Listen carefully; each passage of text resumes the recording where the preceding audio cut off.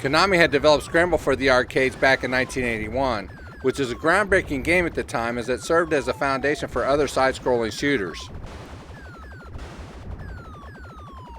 It was very colorful and had some cool music that played during the game.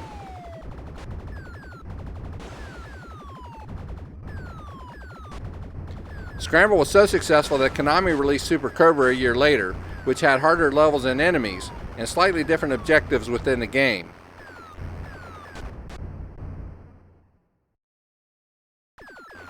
Super Cobra was just as colorful as Scramble was, and was a hit in the arcades as well.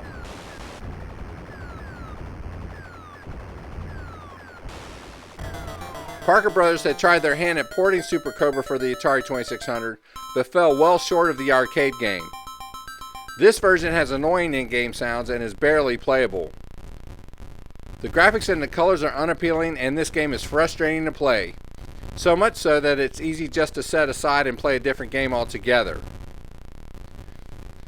In 2017, a homebrew software company by the name of Champ Games released a new port of Super Cobra for the Atari 2600 and called it Super Cobra Arcade.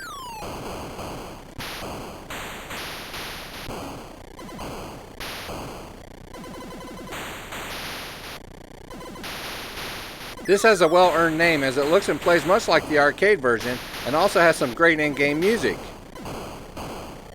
It's amazing and addictive. Like the arcade version, Super Cobra Arcade is a sequel to a port of Scramble that was developed by Champ Games earlier. Both of these games are amazing. The difference being that in Super Cobra you're a helicopter instead of a ship, which is important because at the end of the 10th level you advance by successfully picking up what's called the booty and clearing the rest of the level. The levels start over but get harder as you advance. Also, like the arcade game, you can continue if you lose all of your helicopters up to 5 times, although your score will reset back to 0.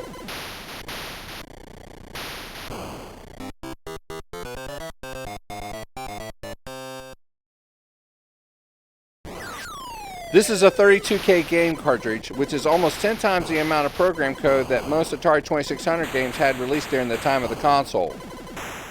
It also uses what's called CDFJ bank switching to work around the limitations of the 2600.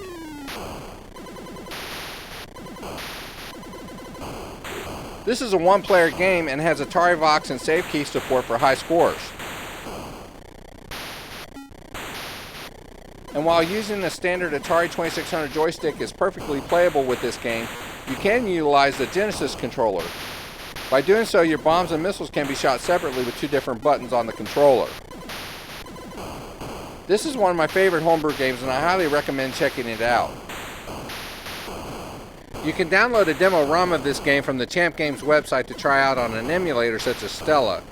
You can also buy the full ROM version to play on an emulator as well.